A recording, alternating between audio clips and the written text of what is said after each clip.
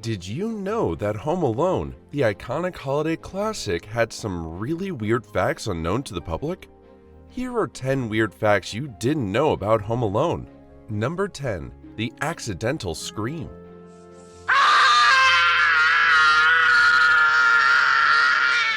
You know the moment Kevin slaps on his dad's aftershave and lets out a blood-curdling hands-on-cheek scream? In that moment, you just knew a star was born.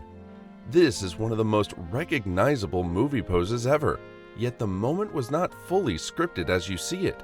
Macaulay Culkin was supposed to put his hands down after screaming, but in that spontaneous moment of childish panic, he kept his hands glued to his face, making the scream iconic and perfectly capturing that searing sting of cheap aftershave. That initial, unscripted reaction set a high bar for the film's authenticity.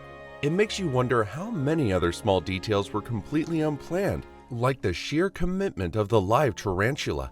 Number 9. The live tarantula. Remember Marv, the taller wet bandit? The guy who got an iron dropped on his head and a paint can to the face. He also somehow kept his cool when a giant tarantula crawled directly over his face in the climax. Now, most people assume that the spider had to be fake, or at least filmed separately. Nope, the tarantula was 100% real, a very large one sitting right on Daniel Stern's skin.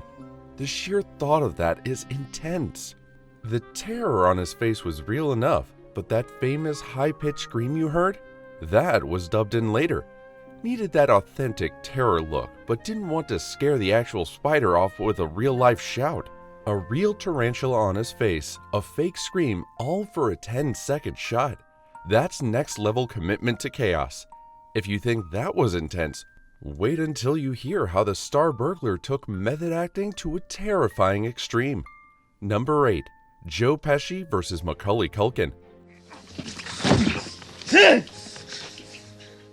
Joe Pesci, who played the short, fiery Harry, is known for his intense dramatic roles. To make sure he channeled that angry, dangerous energy, he actively avoided Macaulay Culkin off camera. He deliberately maintained a detached, intimidating presence throughout the filming. The goal was to make Kevin genuinely nervous and scared of Harry, maintaining a palpable on-screen tension between the burglar and the 8-year-old. Pesci even went a step further in his method acting, which resulted in a permanent physical reminder for Culkin. That level of dedication is frightening and leads directly to an on-set injury that still has a scar to show for it. Number 7. The bite drew blood. One of these little fingers, one at a time. While rehearsing the scene where the wet bandits finally capture Kevin and threaten to bite off his fingers, Joe Pesci, in a moment of full-on intensity, actually bit Culkin's finger hard enough to break the skin. It was a genuine accident, but the force behind it was so real that Culkin later revealed he still has a faint scar from the incident. A genuine scar on the star's hand from an accidental yet completely in character bite. That is a seriously weird piece of movie trivia. The chaos didn't just involve the main actors though. The sheer power of this film's writer is also part of its bizarre history. Number 6. The 9 Days Script. I try to do that as much as I can, and that's the Beaver's house. John Hughes, the genius behind classics like The Breakfast Club, got the idea for Home Alone while packing for a trip and worrying he might forget something important like his own son. He was so struck by the concept that he wrote the entire first draft in only 9 days. This remarkable speed suggested the story was already fully formed in his mind. 9 days to craft a script that would become one of the highest-grossing comedies of all time, defining a generation's Christmas. That frenetic burst of creativity yielded massive, unexpected results.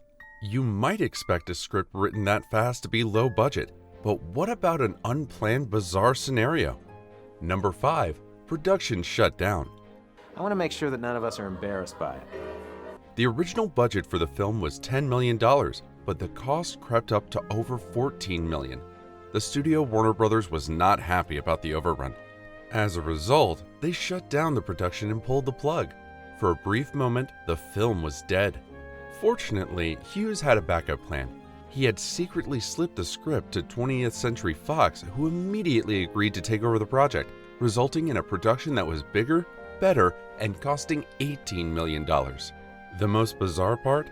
The house itself also cost a fortune, but a lot of the set pieces were repurposed from a completely unexpected source. Number 4. Built inside a gym. You better get out of here before somebody sees us. The real-life McAllister house in Winnetka, Illinois, and some scenes like the entryway and staircase were filmed there.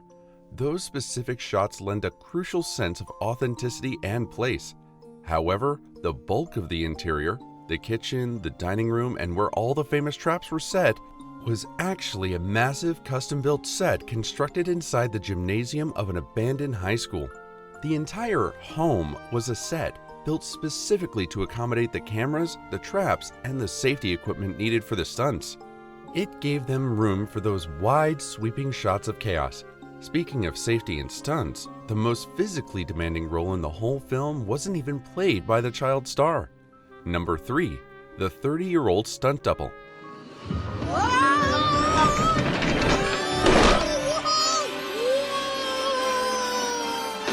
When Kevin rode the sled down the stairs or ziplined to the treehouse, the stunt double needed to be the same height as an 8-year-old. The man who took on the job was Larry Nichols, a 30-year-old stuntman who was only as tall as a preteen. Nicholas performed all the dangerous falls, swings, and slides, selling the visual of a small boy being a daredevil. He was often dressed in the same clothes as Kevin, right down to the beanie. Think about that for a second. A grown man performing those slapstick stunts for real.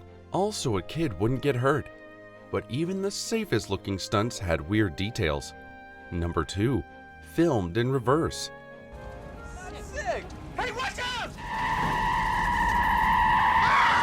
The moment Harry and Marv's van screeched to a halt just inches from Kevin was a classic jump scare. It looked terrifyingly close, yet perfectly controlled. That's because it was filmed in reverse. This clever trick ensured the safety of their young star. They had the van stop, then back it away from Culkin and played the footage backward during editing. The filmmakers reversed the shot to guarantee the van wouldn't accidentally hit the young actor. A simple, weird bit of movie magic that helps sell the drama of a near miss. The effect is seamless and deeply impactful. Speaking of impacts, the most bizarre celebrity fact associated with the movie is pure fan speculation. Number 1. Elvis Presley made a cameo. And now that I'm this close, you're telling me it's hopeless. I'm sorry. For years, a persistent online conspiracy theory has claimed that the king of rock and roll, Elvis Presley, who officially died in 1977, made a cameo in Home Alone. Looking closely during the airport scene where Kevin's mom, Kate, was arguing with the ticket agent in Scranton, a heavy-set bearded man in a sports coat was standing behind her. This figure, they argue, was simply too mysterious to be a regular traveler. Conspiracy theorists insist this extra was Elvis, alive and well. The filmmakers have debunked it, confirming the extra was a local man. Their insistence has done little to stop the intense online debate. However, the sheer weirdness of fans insisting a deceased music icon was chilling in the background of a Christmas movie makes this the strangest piece of Home Alone lore.